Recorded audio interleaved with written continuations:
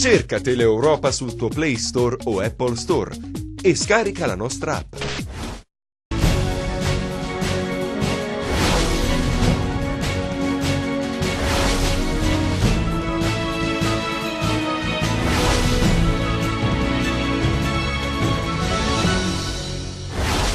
Cinque dipendenti sospesi e altri 22 indagati per assenteismo, tutti impiegati nel comune di Bova Marina. La storia è la solita: timbravano il badge e poi si allontanavano dal posto di lavoro.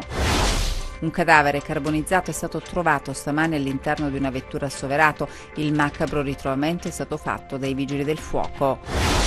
I 5 Stelle giudicano inammissibile il taglio ai rimborsi per le cure fuori regione proposto dalla Conferenza delle Regioni. Il neodeputato Missiti: va tutelata la libertà dei calabresi di poter scegliere. Il consigliere della Corte dei Conti D'Amico avanza dubbi sulla ZES di Gioia Tauro. Non è certo che assicuri sviluppo in Calabria, serve altro. Grande festa a Roseto Capospulico per la consegna della bandiera blu, l'ambito riconoscimento riservato alle località turistiche più apprezzate per la qualità delle acque del mare. Buonasera dalla redazione del TG10. Dunque sospesi a Bova Marina 5 furbetti del cartellino. Pensate, sono indagati per assenteismo 22 dipendenti su 25. La storia è sempre la stessa: timbravano il badge e poi si allontanavano dal posto di lavoro.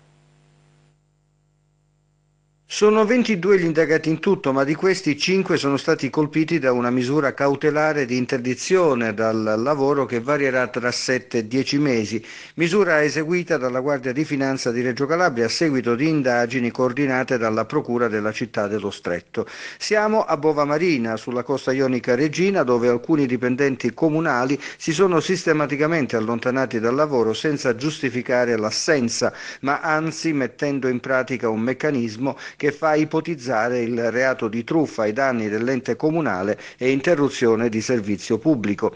Per 2 indagati c'è anche l'accusa di peculato: avrebbero utilizzato un'autovettura del comune per fini privati. A questa inchiesta si è giunti dopo che alcuni cittadini di Bova Marina si erano lamentati perché spesso non trovavano negli uffici il personale del quale avevano bisogno. Da qui un'indagine con immagini acquisite all'interno e all'esterno del palazzo municipale, attività accompagnata da verifiche documentali, attività di pedinamento e controllo. Gli investigatori delle Fiamme Gialle hanno rilevato che i dipendenti finiti sotto inchiesta lasciavano il comune per andare a prendere il caffè, per fare la spesa e per intrattenersi anche per ore nei pressi del municipio con persone, quasi sicuramente per non discutere di problemi attinenti al proprio lavoro. In chiusura alcuni numeri: i 22 indagati corrispondono all'88% di tutti i dipendenti del comune di Bova Marina. In pianta organica sono previsti infatti 25. Nel corso di circa 80 giornate lavorative sono state rilevate 488 irregolarità. Il corpo carbonizzato di un uomo è stato ritrovato all'interno di un'auto a Soverato e il macabro ritrovamento è stato fatto dai vigili del fuoco. Sentiamo Anna Franchino. Queste sono le foto scattate dai vigili del fuoco intervenuti intorno alle 4 di notte in via Panoramica a Soverato per spegnere il rogo che ha avvolto una Fiat 500. Una volta domate le fiamme, i pompieri del distaccamento di Soverato hanno fatto una macabra scoperta. Fra le lamiere annerite e tra l'acre odore di bruciato giaceva un cadavere carbonizzato. Sul posto sono intervenuti i carabinieri della compagnia di Soverato che hanno avviato le indagini e in poche ore hanno ricostruito ciò che è accaduto. Attraverso il proprietario della vettura, che risulta irreperibile, l'ipotesi più accreditata dagli investigatori è che il cadavere, che non è stato ancora identificato viste le condizioni in cui è stato ritrovato dai vigili del fuoco, apparterrebbe ad un cittadino romeno di 57 anni incensurato che viveva da solo dopo essersi separato dalla moglie. Dopo aver sentito alcuni testimoni, i militari sono giunti alla conclusione che a darsi fuoco, visto anche il ritrovamento all'interno della vettura di una bombola di gas, è stato proprio il 57enne che avrebbe messo in atto una sorta di vendetta dimostrativa nei confronti della compagna, dandosi fuoco proprio davanti il cancello d'ingresso dell'abitazione dove la donna lavora come domestica. L'uomo, che non avrebbe accettato la separazione dopo diversi tentativi di convincere la donna a riprenderlo con sé, ha maturato l'estrema decisione di togliersi la vita in maniera così eclatante da rendere pubbliche le motivazioni. Un gesto estremo, forte, premeditato, portato a termine con lucidità e freddezza, che poteva portare a conseguenze ben più gravi, visto l'utilizzo di una bombola che poteva creare danni ingenti a chi abita e transita nella zona. Lasciamo per il momento la cronaca. Una proposta inaccettabile, quella lanciata dalla Conferenza delle Regioni, che vorrebbe tagliare i costi della sanità limitando la libertà dei cittadini di curarsi fuori regione. Il parlamentare del Movimento 5 Stelle Massimo Misiti critica questo indirizzo e chiede il rilancio del comparto calabrese. Sentiamo Gianluca Pasqua. Da una parte la sanità calabrese che arranca, bloccata nel limbo del commissariamento che frena ogni volontà di intervento utile a rimuovere definitivamente i limiti strutturali e incidere con forza sulla carenza di personale. Dall'altra i costi elevati, circa 300 milioni annui, che derivano dalle cure fuori regione e incidono sul bilancio regionale. È evidente che se non si interviene sulla qualità delle cure prestate nel territorio calabrese, soluzione di certo non immediata, il conto da pagare alle regioni non sarà mai meno salato. C'è chi, per ottenere questo risultato, immagina di limitare la libertà dei cittadini calabresi di scegliere dove curarsi. Una proposta inammissibile, secondo il Movimento 5 Stelle, quella avanzata dalla Commissione Salute della Conferenza delle Regioni, che disegna un piano di ridimensionamento circa il rimborso delle cure fuori regione. È una mia battaglia personale, una battaglia del Movimento 5 Stelle che pretende che ci sia un'universalità delle cure, che pretende che vorrebbe che le cure si potessero espletare in tutta la regione, in tutte le regioni, con la stessa facilità che si ha al nord.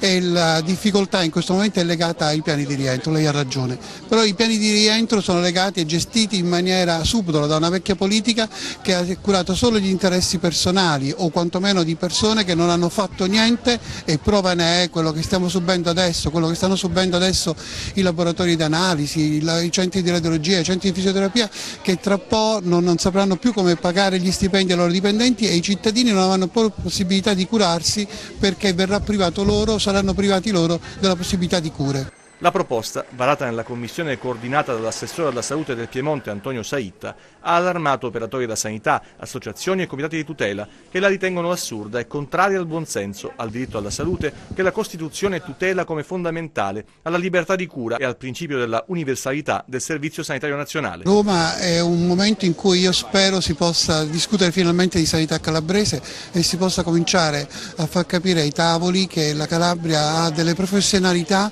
che hanno bisogno di un supporto che fino adesso non hanno avuto i medici, non hanno avuto i cittadini. Il presidente della Giunta regionale Mario Oliverio ha scritto al direttore generale dell'ASP di Reggio Calabria Giacomo Brancati chiedendo le dimissioni del suo incarico. Il governatore nella missiva segnala inadeguatezze e disfunzioni nei servizi e difficoltà nei rapporti con prefettura e sindaci. Canale degli Stombi, ok alla legge sulla navigabilità. Il testo è stato approvato all'unanimità dalla Commissione Ambiente del Consiglio regionale. Il perenne insabbiamento del canale degli Stombi, braccio d'acqua che unisce al Mar Ionio le darsene dei laghi di Sibari, potrebbe presto essere solo un ricordo. La quarta commissione consiliare ambiente infatti ha dato il via libera al testo Gallo-Bevacqua, nato dai progetti normativi dei consiglieri regionali Gianluca Gallo e Domenico Bevacqua, presidente della commissione ambiente e assetto del territorio. Il consigliere Gallo con la sua proposta puntava a spazzar via tutti gli ostacoli di natura giuridica e amministrativa in ordine alla navigabilità dei canali interni, mentre la proposta di Bevacqua mirava ad assicurare risorse finanziarie utili al costante dragaggio. Un'unicità di intenti che agli inizi di maggio aveva portato all'unificazione delle due iniziative legislative. Oggi dunque il testo unificato è stato approvato all'unanimità dalla quarta commissione, un passaggio epocale, sottolinea Gallo, che consentirà di mandare in archivio problematiche da decenni esistenti, causa di grave penalizzazione per le attività di uno dei principali principali porti turistici di tutto il territorio. I fondi messi a disposizione dal governo regionale vanno implementati, aggiunge, ma l'impegno al riguardo assunto da Bevacqua consente di guardare con fiducia al futuro, specie se si considera che finalmente, dopo un trentennio di incertezze e silenzi, adesso è finalmente chiara la natura giuridica del canale. Lo Stombi diventerà una via navigabile di quarta classe con la disciplina della navigabilità rimessa al comune di Cassano allo Ionio, previa intesa con il consorzio di bonifica competente e sentita l'autorità marittima. La programmazione ed esecuzione di tutte le attività legate alla navigabilità saranno di competenza del comune sulla base dei fondi annualmente garantiti ed erogati all'ente dalla regione. Il presidente Bevacqua sottolinea come il provvedimento normativo licenziato oggi garantisca la navigabilità ordinaria e costante del canale degli Stombi, un iter, ricorda, iniziato 3 anni fa mediante 2 emendamenti al bilancio che, rispettivamente nel 2015, hanno trasferito 130.000 euro con cui è stata acquistata e consegnata al comune di Cassano la Benna Dragante, mentre i successivi 120.000 euro stanziati nel 2016 completano l'intervento sul porto turistico. Il progetto di legge odierno garantisce il reperimento delle risorse annuali necessarie a consentire il mantenimento in perfetta efficienza degli strumenti già acquisiti e il loro utilizzo. La somma per sostenere i costi di tale manutenzione, quantificata in 30.000 euro annuali, spiega Bevacqua, verrà erogata alla Regione al Comune di Cassano. Dopo l'approvazione da parte della Commissione, adesso il testo approderà in Consiglio regionale per il voto definitivo. Scattano i vitalizi per altri 3 ex consiglieri regionali calabresi. Si tratta di Bruno Censore, Doris Lomoro e Demetrio Battaglia. Per loro un vitalizio mensile che varia dai 3.300 ai 4.900 euro. Il consigliere della Corte dei Conti d'Amico avanza dubbi sulla ZES e dice non è certo che assicuri sviluppo in Calabria. Un nuovo innamoramento ha colto i politici calabresi in cerca di una strada che indichi lo sviluppo di questa regione, la ZES. Intorno ai programmi della zona economica speciale si stanno concentrando speranze e aspettative, ma il rischio è che sia un'altra delle tante illusioni. A pensarla così è Natale D'Amico, consigliere della Corte dei Conti. Io ho lavorato sulle zone economiche speciali, i vincoli che esistono per le zone economiche speciali sono talmente grandi che servono soprattutto per tutelare le zone di antica industrializzazione in via di decadenza. L'idea che le zone economiche speciali possano aiutare la nascita di nuove imprese, lo sviluppo di aree in condizione di arretratezza, è un'idea sbagliata che si è diffusa al sud ma sostanzialmente sbagliata. Io credo che se una legislazione speciale debba essere per il sud, debba essere una legislazione che favorisca al sud il mercato più di quanto lo si favorisce in Italia, che sia meno vincolistica, non più vincolistica di quella che esiste nel resto d'Italia. Economista di formazione liberale, è stato uno dei cosiddetti Ciampi Boys, uomo di Banca d'Italia e di governo, più volte sottosegretario. Prima di approdare alla Corte dei Conti, Natale D'Amico non ha reciso le sue radici ed appena può torna nella sua Vibo Valentia. Approfittando di questa sua presenza, durante la quale si è dedicato ad una chiacchierata con gli studenti del liceo classico, si lascia andare a considerazioni schiette e realistiche, precisando che per pensare seriamente allo sviluppo del Sud bisogna imboccare altre strade. Io credo che bisogna anzitutto essere franchi, non c'è possibilità di sviluppo se le persone non si riboccano le maniche, ciascuna singola persona.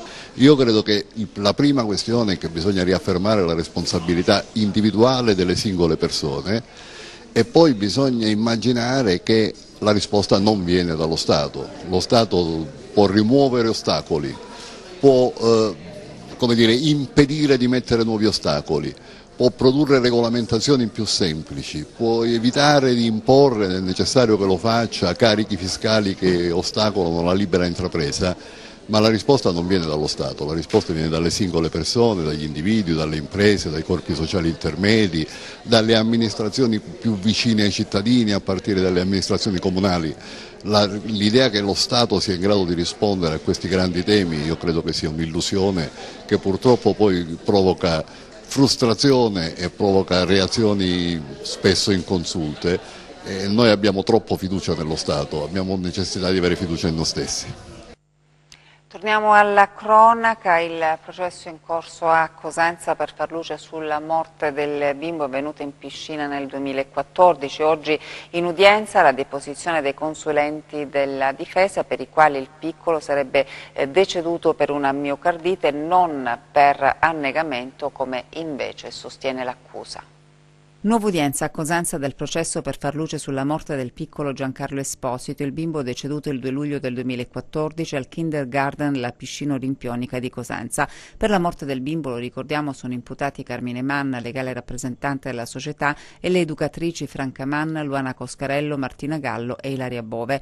Oggi in udienza sono stati ascoltati dal giudice Garofalo i consulenti della difesa, il professor Andrea Arcangeli e il professor Luigi Strada, secondo i quali il bimbo sarebbe morto per una miopericardite e non per annegamento come invece sostiene l'accusa. Il bambino non doveva andare in acqua, è emerso dalle dichiarazioni dei due consulenti, perché il malore ha avuto il suo momento di esplosione con lo shock termico a cui è stato sottoposto entrando in vasca. I due consulenti, rispondendo alle domande degli avvocati, hanno poi rimarcato la tempestività dei soccorsi. Hanno inoltre evidenziato come la causa del decesso non potesse essere l'annegamento perché mancavano una serie di evidenze. Secondo la difesa, inoltre, l'autopsia sarebbe stata fatta in ritardo, non si possono aspettare 2 o 3 giorni per farla, sostengono i legali degli imputati. Secondo i consulenti della difesa, la morte per annegamento è stata diagnosticata con la cartometria, un metodo del 1920 che è arcaico e non attendibile perché falsa i risultati se eseguiti dopo sole 12 ore. Nella prossima udienza il pubblico ministero procederà al controesame. Gioia Tauro, crocevia del narcotraffico, rese note le motivazioni della sentenza di condanna nei confronti delle 17 persone coinvolte nell'operazione Puerto Liberato, accusate di traffico internazionale di cocaina. Un'organizzazione criminale molto pericolosa, con consolidate relazioni internazionali con narcos sudamericani e che usava come punto di entrata di grosse quantità di droga il porto di Gioia Tauro, come sempre. Così il GUP di Reggio Calabria nella sentenza di primo grado aveva descritto l'associazione criminale che faceva capo ai fratelli Giuseppe e Alfonso Brandimarte. Quell'impostazione viene fatta proprio dai giudici della Corte d'Appello di Reggio, che alla fine della scorsa settimana hanno depositato le motivazioni alla sentenza di condanna nei confronti dei 17 imputati finiti nell'operazione Puerto Liberato e accusati di traffico internazionale di cocaina. I giudici di Piazza Castello, in riforma della sentenza di primo grado emessa dal GUP di Reggio Calabria, hanno fatto cadere l'aggravante della transnazionalità, ma per il resto hanno confermato in pieno l'atto di accusa messo in piedi dalla Procura Antimafia. Uno dei dati importanti confermati anche in appello è l'attendibilità dei collaboratori di giustizia che hanno rilasciato dichiarazioni nel procedimento. Intercettazioni telefoniche e video sono altri elementi fondamentali di un'inchiesta molto complessa qual è stata Puerto Liberato, materiale che la Corte giudica in maniera positiva per la ricostruzione di assetti e relazioni tra gli imputati, fondamentale come l'intuizione investigativa del GOA, ossia la struttura della Guardia di Finanza di Reggio Calabria, che nel 2011, in collaborazione con l'agenzia americana antidroga, la DEA, riescono a intercettare il maxi carico di droga che sbarca a Gioia Tauro e viene ritirato da uno degli imputati, Vincenzo Trimarchi.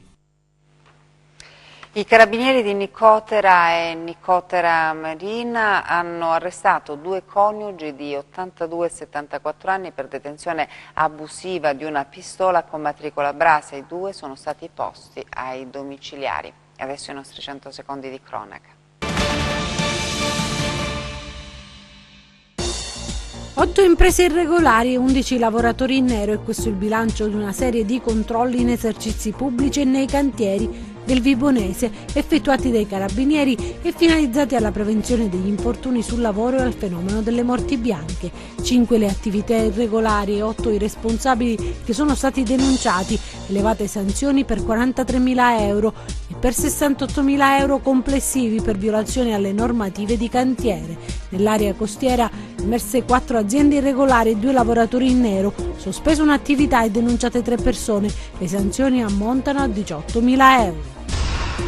4 persone sono state investite da un'auto e sono rimaste ferite in modo non grave a Mesoracca. Il fatto è accaduto nella frazione Filippa della cittadina del Crotonese, dove era in corso la tradizionale fiera.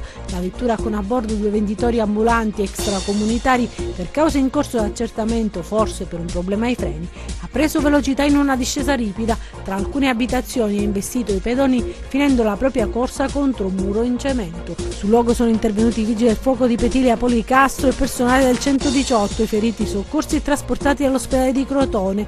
I carabinieri hanno avviato gli accertamenti per ricostruire l'esatta dinamica dell'incidente.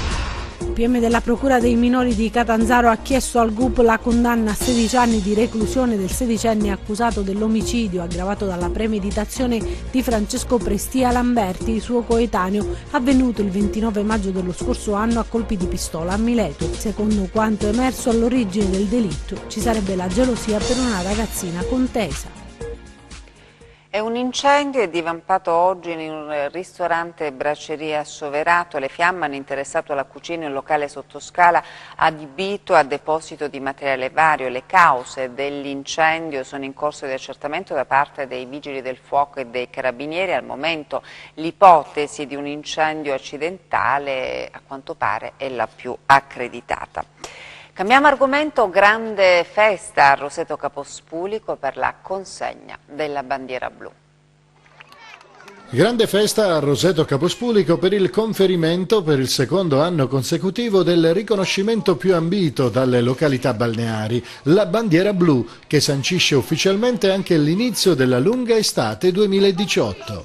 Una bella cerimonia anche quest'anno che sancisce sia l'inizio dell'estate ma anche un lavoro molto faticoso, molto lungo, per questo che ci rende ancora più orgogliosi. La bandiera blu è molto importante per noi, l'abbiamo riconquistata dopo alcuni anni, ma ricordiamolo che Roseto l'ha avuta per 14 anni consecutivamente, quindi averla ripresa l'anno scorso, averla confermata quest'anno ci riempie d'orgoglio. Fregiarsi della bandiera blu significa mare pulito, ma non solo. Il risultato è frutto di un impegno corale che ha garantito a Roseto traguardi eccellenti nel rispetto dell'ambiente, nei servizi e nell'accoglienza. I requisiti per avere la bandiera blu sono diversi, tra questi i più importanti sono prima di tutto la qualità delle acque, il funzionamento dei depuratori, il rispetto della spiaggia e poi una serie di percorsi ecologici, ecolab che fanno il mondo delle scuole durante tutto l'anno e che fanno i bambini e che poi trasferiscono a casa i genitori, quindi questa cultura ambientale, rispetto per la terra, per la natura, che viene trasferito a loro e all'intera comunità che insieme cresce e che finalmente ci ha portati alla bandiera blu. Tra qualche giorno l'attenzione si sposterà nel centro storico, dove il 2 e il 3 giugno si celebrerà la festa della ciliegia, un'altra eccellenza di questo territorio baciato dal sole quasi tutto l'anno. E adesso le previsioni del tempo.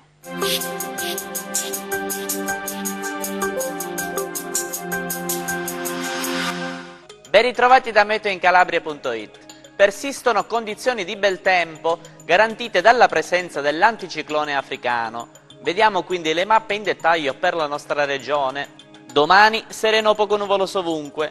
Nelle ore centrali della giornata ancora locali aumenti della nuvolosità con possibilità di brevi rovesci su Pollino e Sila. Clima caldo. Vediamo ora invece come si comporteranno mari e venti. Domani mari ancora calmi con venti deboli. Per ulteriori informazioni consultate il nostro sito meteoincalabria.it. Anche per oggi è tutto, grazie per la cortese attenzione, appuntamento a domani. Ed è tutto anche per questa edizione del nostro TG, grazie e buon proseguimento.